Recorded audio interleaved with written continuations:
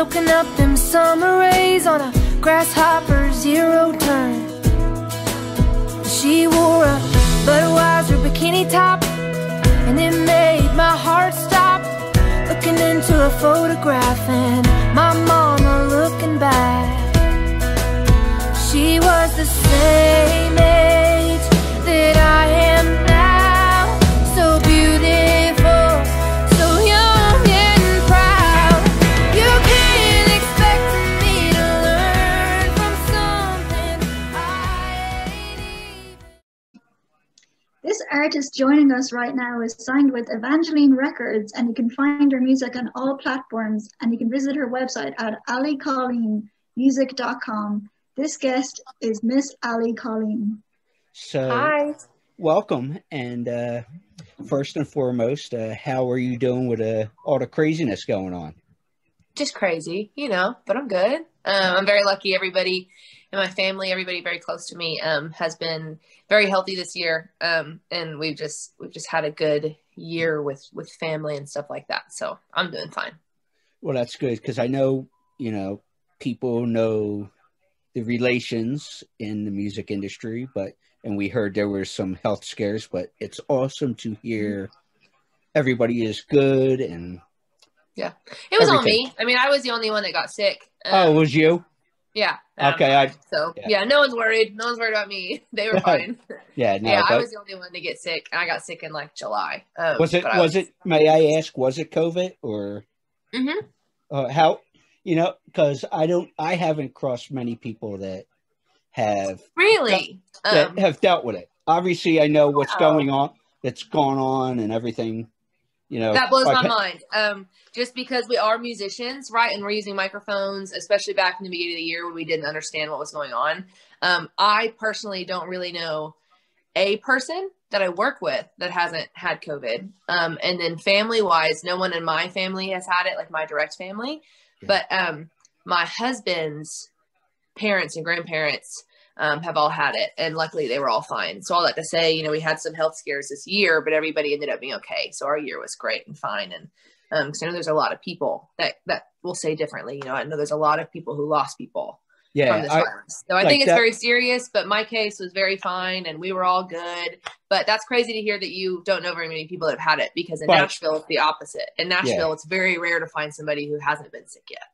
Yeah, because I've known people who've known people, like you just said. Right. That's been affected, but to talk to you and know that it was you and I'm glad you're doing well. Thanks. And if folks want to ask questions, they can. But I want to start out. Yeah, I want to start out with this, since I was doing a little homework and everything. You studied songwriting as part of your degree in college. I did that as my sole degree. My entire degree is songwriting. Yes. So whatever that means. Yeah, that's what I was going to ask. What exactly does that mean? It was really fun. So Belmont University is one of our major music colleges here in Nashville, and it just looks like the Disney Castle on top of like Music Row. And I remember seeing it just since I was a kid, growing up on just being in Music Row on the summers and stuff like that. And what little time I got to spend in Nashville growing up, because I grew up in Oklahoma. But I picked Belmont in 8th grade, and I knew I wanted to go there. And they had a songwriting program that you had to be accepted into. And so when I made it into the program, I just kind of took it as a God thing that I was just supposed to be in Nashville. It was a really big affirmation for me that I made it into the program. And so it's basically the same exact thing as a music business degree, which is what Belmont is kind of most famous for, or used to be. Now they're very big in sciences and stuff like that. But all this to say, it's very similar to a music business degree. So I studied music publishing, and I studied music copyright, and I studied copyright law, and I studied all of those kinds of things. But sprinkled into my degree, being a songwriting major, were songwriting classes that were really, really cool. They were, it's really interesting, to put a rubric on songwriting as if there's a way to incorrectly write a song, but there definitely is a way to appropriately write a commercial song.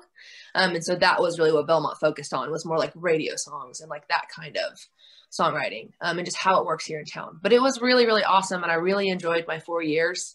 And I made a deal with my parents when I was young that I would get a degree before I like really, really pursued this music thing. So I kind of found a little loophole in that, because I can guarantee you they never expected my degree to be in music. Yeah. So, granted, you had, in this story I've heard, I know you and your sisters have said it, because like I said, you come from a musical royalty family per se. So the royalty thing is always funny to me, but yes, music royalty for sure. Yes, quote unquote there. But the thing I've always heard said was you had your parents and you have a bonus mom in Trish. And so the funny part with that, because you brought up about sneaking in music with your education. Right. So what was the reaction when you said, okay, yeah, I'm committed to go? Because I heard you were told you got to focus. If you're going to go to school, you got to focus. But hey, I'm going to study music. I'm going to focus. I'm going to study music. The reaction was amazing. I mean, there was never any cut back to it. I mean, there was always just, for sense of asking them questions. You know what I mean? Like, my parents were definitely like, hey, just for sense of asking, like, do you have a long-term plan with this? But my parents have known literally since I could walk that this was what I wanted to do. So it wasn't a big shock to them when I said, there's a songwriting program at Belmont, I'm going to do that.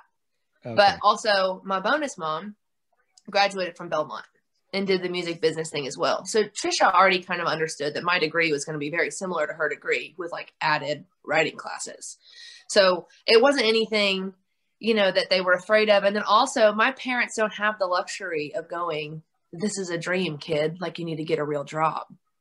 They can't say that to me. That has been one of the biggest things always is they don't have the luxury to say, hey, maybe we should be practical about this, because they were not practical either. And it worked out very well, so they totally understand my passion and my desire and everything. And they were very, very supportive of it. And as far as my parents go, I do have a bonus mom, but they're all one group. I have 3 amazing parents. Yeah. But speaking of which, I want to bring up about, had a brain fart, long night last night editing from night 1 of this. A frustrating night, I imagine, from what I heard, so I totally understand. All good. We take it as it comes. We were kind of telling Allie shit that was going on. Excuse me for saying that. Rock on. As far as, prep going into night 1, but this is cool because we're doing this a little different. But you got 2 singles that I'm aware of right now. Ain't the Only Hell My Mama Raised and Work in Progress. What can you tell us about these songs? So Work in Progress is the very, very first song that we put out. I graduated from Belmont in 2018 and just kind of took a year to get on the road and work on my writing and work on shows and all that kind of stuff and really figure out, who Allie Colleen is, an artist and those kinds of things. And Work in Progress, I wrote with Marcus Hummin and Greg Beck, and it was just so sweet. At the time that we finished it and at the time that we wrote it, it was just such a sweet, genuine song of, this is who I am and I'm figuring it out. And to me, coming from the family that I come from and all that stuff, I never felt pressure from the industry or people in the industry or even just, supporters or fans or anything like that. I never really felt pressure for them until it came out to releasing music. And I really wanted everybody to understand that, yes, I did grow up in a family that could have educated me and told me all the stuff that I need to know about the music business, but that just wasn't how we were raised. Like, we were raised, with a sport mentality to just work really hard and, put your head down and run. And so all that to say, I just wanted to put a little buffer room on myself coming out as an artist for the first time. And so coming out with Work in Progress was so sweet because everybody who was hearing me for the first time was hearing that I'm just a work in progress and I'm just figuring things out. And so that was the reason for our first release. And that came out in 2019, like I said, and it did amazing. We were very, very proud of it. It was awesome. And since then we've got to release music. So I think this last summer we released Ain't the Only Hell, which is about my mama. And just a good tribute to moms. And then actually, there was a release in between those 2 songs. There's a song called Along the Way that's out. That's super, super fun. And then 2 songs have came out since Ain't the Only Hell. So we currently have 5 singles out on streaming that anybody can go check out if you guys want to. But they're all very near and dear to my heart. And Ain't the Only Hell was our first radio single, which was really, really fun to get to do this last year. Even though it was virtual and during a pandemic and all of those negative things, it was awesome. Elena, you had something? I did. Hi, Allie. I wanted to know, is there any other artists that inspired you, or was it, did you take after your parents' style, or is there any other? Oh, so many of them. Style-wise, I feel like I fall in this weird, angsty area of those really pretty, sometimes tough to listen to, female country songs, right? Like Alison Krauss and those kinds of things. Stuff that's a little heavier, but like so sweet. And I feel like that's kind of the countryer side of me. And then everything else just kind of pulls from all of this fun stuff that I grew up listening to. So like my parents were big like Annie Lennox fans and Celine Dion and huge Cher fans and all that kind of stuff. And so then there's this just other weird kind of part of me, which I feel like is more stylistic than like writing. I feel like vocal wise, I'm a very country artist. But I don't really look like it. I don't feel like, and all those kinds of things. But I feel like my women that I really, really pulled from was Alison Krauss and Jody Messina and Jamie O'Neill and that kind of thing. Just the CDs that my mom would play for me to go to sleep when I was a kid. And it was really cool, like growing up with them. I think it's so interesting when I meet younger artists today and they're talking about, who inspired them. And it's just really interesting, what you can pull from the music that came before you. Well, speaking of look, and I heard you talk about it a little bit on Bobby Bones. I guess it was recently, one of the appearances there, talking about, which I find cool, your tattoos. How many Thanks. do you Yeah, I know you got the sleeves and whatnot, but how many do you actually have? Well, I added one on Friday, so I did my throat last week. That would explain the post about the pain, right? On your Facebook. Mm-hmm. Yeah, I showed up for my throat tattoo last week, and my artists, they're funny, and they're kind of heckling me a little bit. And they're like, most people do like a full chest thing before they do their throat or whatever. Like, they were just making fun of me. And I was like, I just don't know if I would make it up to the throat if I started on the chest, because I'm a little worried about how it's going to hurt. And they were just kind of heckling me about how it's going to hurt really bad. And I just made a comment about how, like, I'm a woman. Like, nothing compares to emotional pain for us. Like, we'll be fine. But I got my throat done last Friday, all to say. And it sucked a little bit, but it wasn't that bad. But I think the throat tattoo made it 18 or 19 tattoos, I think. I can count them all for you right now if you really want to. But I think it's I'm pretty sure it's 17 or 18. Okay. With both my arms counting as one, which we talked about in the Bobby Bones show, which was kind of funny because it kind of took them a while to understand what I was talking about. But if this is 1 and 2, then there would be 16 or 17 other ones. Yeah, between the throat and, well, I know it's with folks that I know that have tattoos, it's hard to be partial. But do you have a particular favorite? I do. I do have a favorite. Right now I'm living for my new one just because it's new and it's exciting. And it's something I've wanted for a really, really, really long time. As far as Evangeline Records go, just for anybody who's listening and might not understand, I'm an independent artist. I don't have a record label. I'm 100% independent by myself. So all that to say, I had to create a record label just to file all my stuff under. So Evangeline Records is solely me. So there's no one else on Evangeline Records. It's just me. It's just my record company, something I made up. And if you've seen Princess and the Frog, then you know all about Evangeline. So that's a really big staple in what we do. And our Firefly will be on our drum head and all that kind of stuff this year. And I'm really excited about it. But my favorite one, Jonathan, if I had to tell you, I have, there's no attractive way to show you, but I have Cool Kid on the inside of my lip. Cool Kid. I don't know you guys can read it, but you can see it. And Cool Kids, we never thought it would turn into what it did. But like ever since I was a kid, I've just joked around like I'm a cool kid.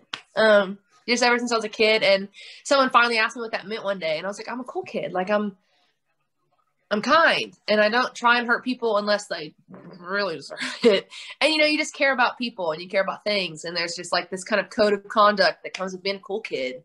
And my friend and I got really bored one day at Belmont, and we were both itching for tattoos, and we went and got our lips done, and I got Cool Kid. And so now the entire fan base of Allie Colleen is called Cool Kids. And so we're all cool kids. We have a cool kid fan page that anybody can be a part of. That's like linked to our Facebook page. And so oddly enough, it's the one that you can't see. You know, there's like never a scenario that you would see it. And it's just my favorite. And it's not well done. It's all crooked. It needs to be redone. But I think the cool kid on the inside of my lips is probably one of my favorites. If I had to be partial. But there's not anything on my body artwork-wise that I don't care about. Yeah, because it's funny. When I was doing my reading and prepping to have you, it was, we're going to have all the cool kids join us. So that actually, to have that back. So there you go. Yeah. It's kind of cool. And we were talking it before we start, the guitar behind you. And tell me to fly a kite if you need to. But is there any chance we can maybe get a song from you? Oh, absolutely. I'm a singer. I literally just sit around all day and hope somebody asks me to sing something. Yeah. I'll have to tune her up and everything, but I could totally sing a song for you. Would you like it now? Whatever you'd like to do, you know. Yeah. So this is Betsy. I'll tell you guys a little bit about Betsy. Betsy is that why you have the B on the guitar? Yes. So where's my capo? Betsy is my aunt. So my aunt was Betsy. She was a bass player, electric player, just awesome rock and roll, amazing woman. And she passed away in 2013. And so this is technically a B13 Takamine, just kind of like what we call it in our family. That's not the serial number or anything. But Dad just stuck a lot of Bs that also look like a 13 on these guitars. And it was a gift from my dad. And I love this guitar. But she didn't come with a pick guard, and I played the crap out of her. We went on the road for about a year and a half together. And so she's got this big old trigger hole. And so she's retired. I just play her at home. She doesn't go on the road with me anymore. But we sit and we write together a lot now. So this is Betsy. Well, as you're tuning her up, I want to ask, because I was filling Elena in about you and everything. Mm-hmm. And I was telling her the story that I had heard about your middle name, Colleen, which it's like Colleen, like Jolene, but with a C. Yes. So that part, but the other part of that was it was based off your grandmother's name, correct? Mm-hmm. What is that story, if you don't mind telling it? My grandma was Colleen Carroll. A lot of people don't realize this, and I've always thought it was kind of interesting.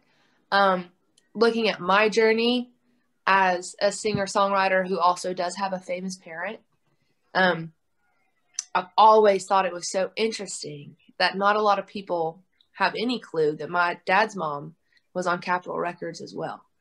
So my dad's mom was Colleen Carroll. She was amazing. She passed away when I was little, but apparently we are the same person. My dad he's always called me Colleen just since I was a kid. And sometimes he calls me Miss Colleen, and sometimes he calls me Allie Colleen, and sometimes he just calls me Colleen. But apparently I'm just like his mom. She sang, and she was a spitfire from everything that I heard about her from everybody. And I just have like a memory, hanging out with her when I was a kid. But, when I entered this big world of music and I was trying to figure out if I was going to sing under Allie Brooks or not, because back home I always sang under Allie Colleen anyway, just kind of naturally growing up. And so when I moved here and I chose my artist name was Allie Colleen, we just kind of have this joke in our family that I just chose the better singer to take their name and sing under, Colleen instead of Brooks, just because we all think my grandma's like the coolest thing on the planet. But Dad's pretty cool too. So I sing under Allie Colleen, which worked out perfectly because I'm married now anyway. I'm a Roberts. So I'm Allie Roberts now. But so my artist name's Allie Colleen, and it's my middle name. And it's just really cool to get to kind of carry my grandma and her legacy around with me, as well as, just my family's one. And so it's always really, really cool for me to know that this started with her. I just want to say sorry, Allie, because I genuinely asked how to pronounce your last name. We read it. Oh, that's okay. Yeah. That's okay. Everybody that I meet is a Colleen. Like, I've never really met a Colleen before, but Grandma was very adamant about it. She's Colleen, so I'm Colleen. But we have little tank tops that literally say like Allie Colleen, Colleen, Colleen, Colleen, and on the back they say like Jolene, but with a C. I love it. Like we literally had to make T-shirts to show people how to pronounce it, so it's not a big deal at all. But we're Colleens. But I get Colleen all the time. It's fine. Yeah, but I thought it was cool because I did hear that story, but to have you tell it is pretty cool. So what are you gonna sit here and play now? I don't know. Is there anything that's this really new? We are going in this month to record a full new album, which we're very excited about. It'll be our first one, and a lot of it's really, really cool story songs. But I think I want to play you guys probably one of the most recent ones we wrote, just because it's kind of fresh in my mind and everything. But it's a sad song. This song personally I wrote with Kimberly Atwood, and I used to write about myself a lot, but I don't anymore. Or I will, but I'll do it in kind of a weird way. So most of the times I just create storylines for these people. And half the time they're storylines that I heard someone talk about at Kroger that day, when I was checking out at my groceries and I was just eavesdropping on somebody. And half the time they're just these stories that kind of just come to you. And you like to think that it's someone's true story somewhere that, got whispered to you, but it's probably not. But all that to say, I fell in love with this character, this little girl in this song. I just think is a warrior and awesome. And so we just kind of made up this song, this storyline. But if you are this little girl, if you're out there and you're this little girl, dude, I love you and you've got all my strength. And my guitar is not fully tuned right now, but we're gonna rock on, like they say. Yeah. And if that little girl happens to hear this, let us know and we'll send your story off that.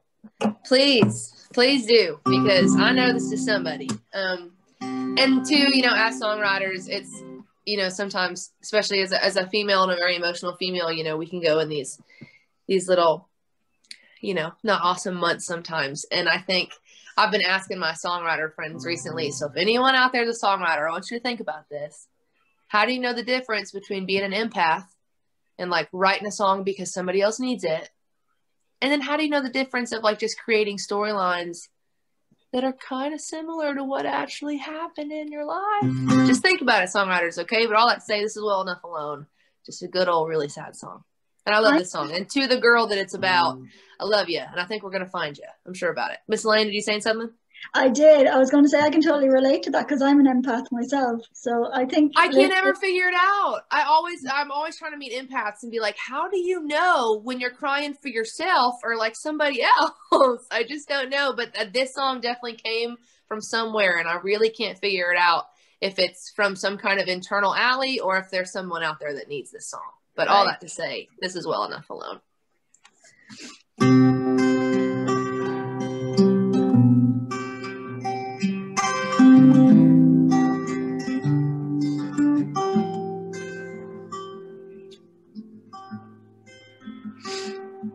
There were boxes in the kitchen.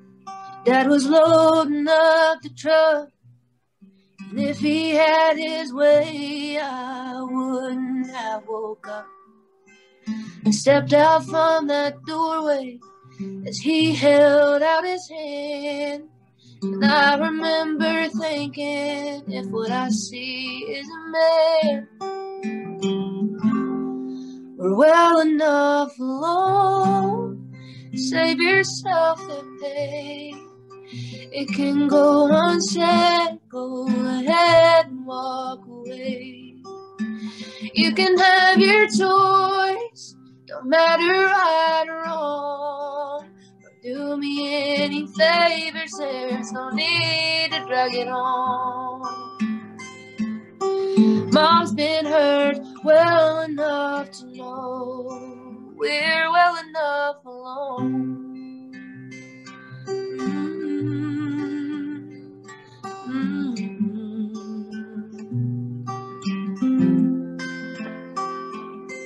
You could have heard a pin drop on that kitchen tile as both my parents realized I've known for quite a while.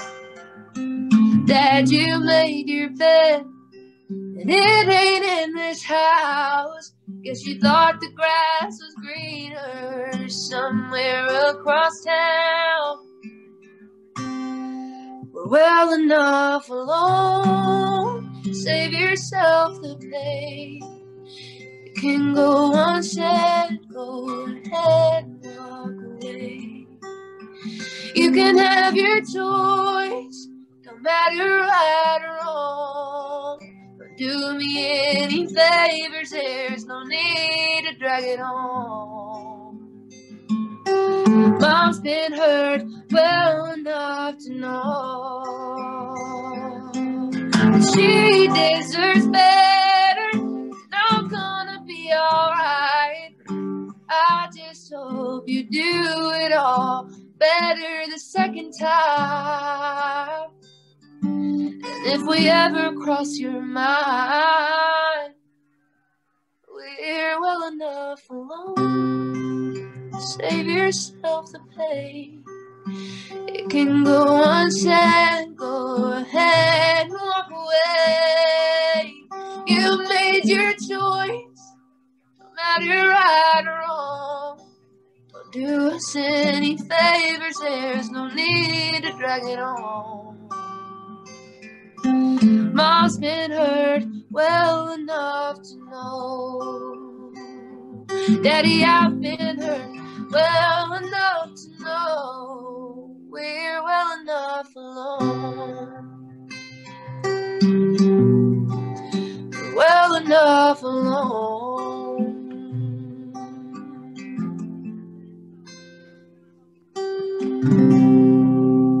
That song. Wow, Allie, I'm so close to crying. So beautiful. Thank you.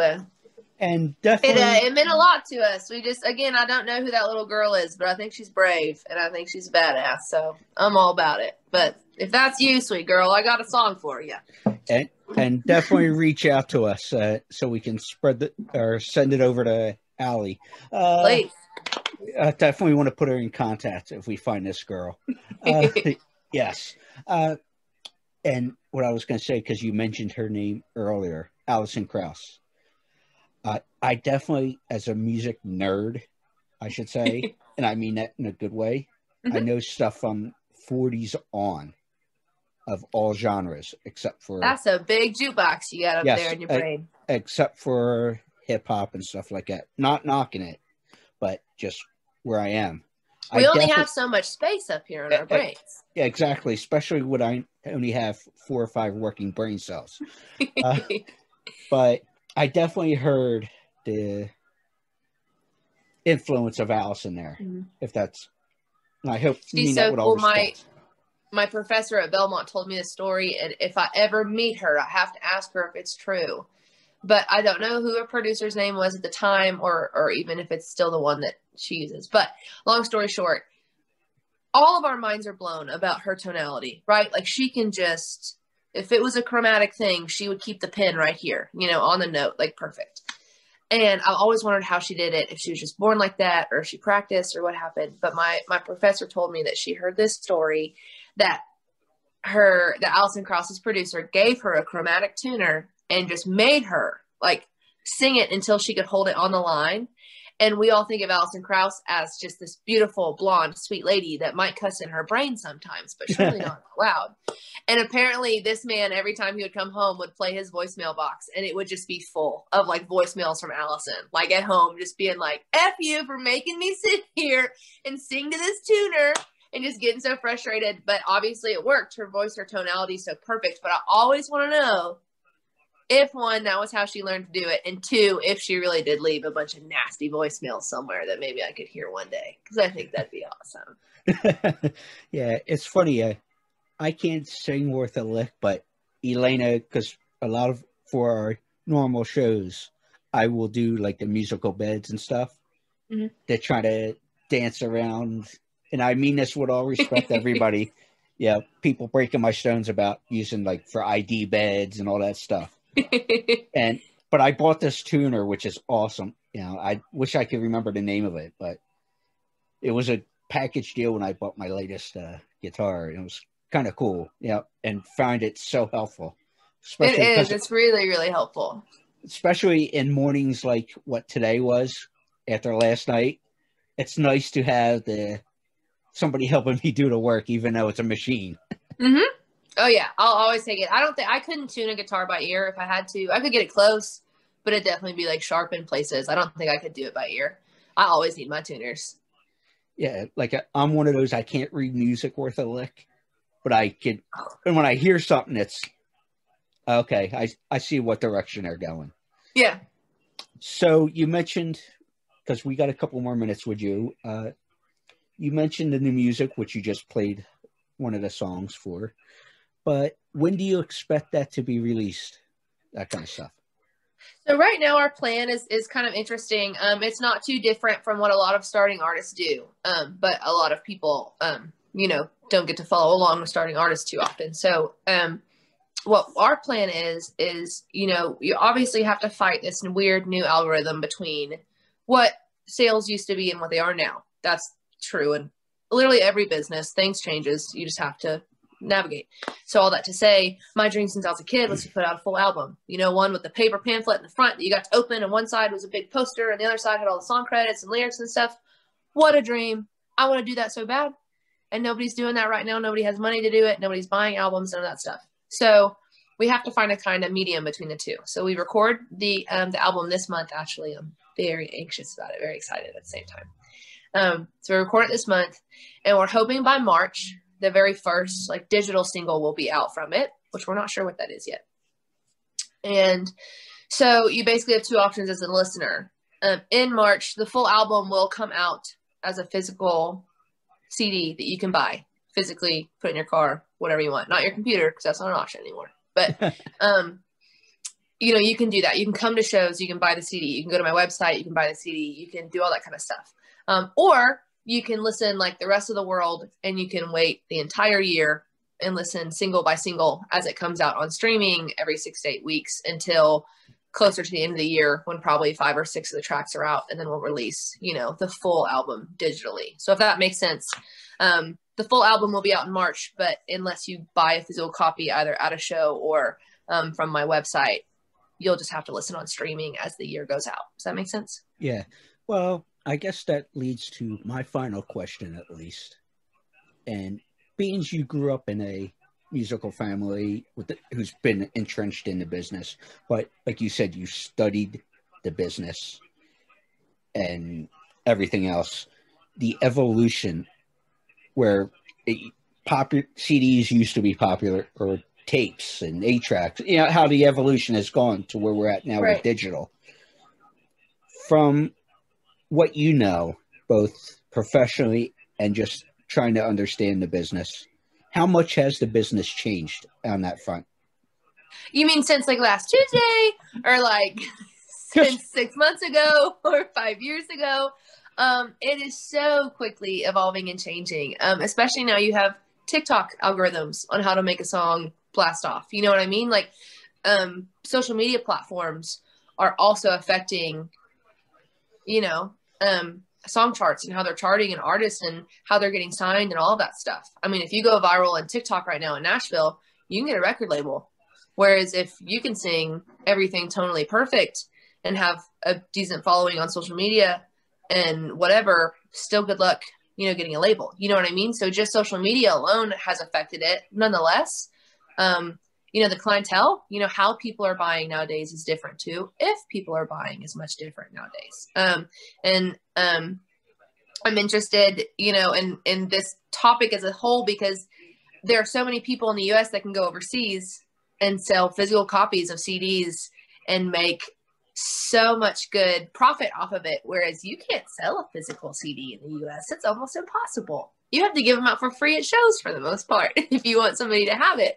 So it's changed so much. But I think one thing that I really want to hit on in your question is coming from a place of formal education that taught the music business. That's really, really interesting when it comes to your question, because Belmont's full curriculum, not being rude, is really, really far behind current standards. And all that kind of stuff. So it was really, really interesting for me to come out of Belmont And again, since I made that deal with my parents that I would just get school done, I really did just put my head down and got school done. I found that if I went and used free recording time from Belmont, I would quit going to class. I just wouldn't get anything done, and I just wanted to make music all day. So I knew myself, I knew my personality, got my school done, finished. All that to say, when I started sitting down and having publishing meetings, trying to become, you know, a writer for a company or an artist for a company, I realized that after my 4 years, I knew exactly what the person in the other seat was supposed to do.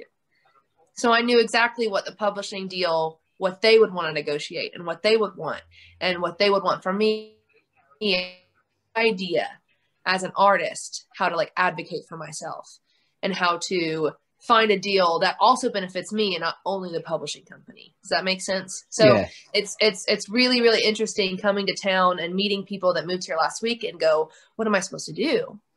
And I'm going, I've been here since 2014 and I cannot answer that question for you. I have no idea, you know, but just do it, whatever it is, just go out and do it. So, I mean, the industry is changing so rapidly, but there's also so many parts of it, especially in an industry where you do have independence, you know, and just everybody's doing their own thing, doing their own whatever. There's so many options to put out music. You know, back in the day, obviously, if you had a record label, people would hear you. If you didn't, they wouldn't. Nowadays, independent artists can take themselves as high as they want to go if they have the funds for it, you know, kind of thing. It's just a really, really interesting time in an industry that I don't think ever gets uninteresting. You know, I don't think it ever quits changing. So I don't even know if that answered your question, but there's way too many rapid changes, I think, to keep up with, to be able to fully be on top of this industry. It's ever changing, every day. Yes, like you said, could be next Tuesday could be something different. Next month, something totally different. Yeah. So, especially in the world of COVID, with like guidelines and venues and what they're allowed to do, all that will change in a week. You know, we're starting to get shows booked again, and I don't even get excited for the show until about 2 days before. I mean, I practice and I get ready for it, but I don't mentally tell myself that I have a show until like we're in the car going, because it's just been a long year of rescheduling, you know, and changes and stuff like that. So ever changing for sure. So before I let you go, and thank you so much for the time, but thank you. If you, I know we will get to sit down and do a formal chat with you soon, but again, can you tell folks websites, social media, and where they can find everything about you? Absolutely. So, thank you guys for tuning in today. Anybody who tuned in and hung out with us for a little bit, thank you very, very much. Crazy Train, thank you for sharing your platform with me and allowing me to come on, all that kind of stuff. But again, my name is Allie Colleen. You can find me at Allie Colleen Music on almost everything. So ALLIECOLLEEN Music. I'm on Instagram is my most active socials. Facebook as well. We do have an official Allie Colleen fan page. It is the Cool Kids supporter group on our Facebook page. So if you go to Allie Colleen Music on Facebook, there's a big blue badge on the top of the page. It says click to become a supporter. It is a paid fan club, but you get so many perks and you can cancel at any time if you think it's not worth it, all that kind of stuff. But we're really, really trying to grow that. I do personal Zoom nights with people on that page. So if you're interested on one-on-one time with me, that would be the way to get it. But we have a website, alliecolleenmusic.com. We have tour tabs, merchandise, all that kind of stuff. We have a whole new merch line coming out this year that is unreleased. So if you follow our socials, you get to keep up with that and all those kinds of things. But again, thank you guys so much for making time for me today. Thank you so much. And I know we'll be talking soon again. So I'd love to stay safe and be well, and well wishes to everybody around you, family, friends, and thank you again. You too, Jonathan. Thank you so much. You guys have a good day. Like you said, stay safe, be kind, all that good stuff. Thank you guys. Take care.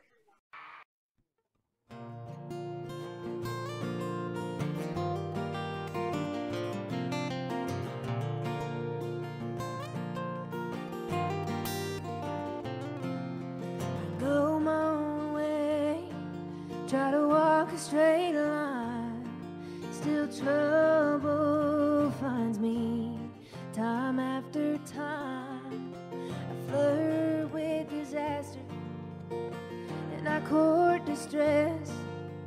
I'm a work in progress.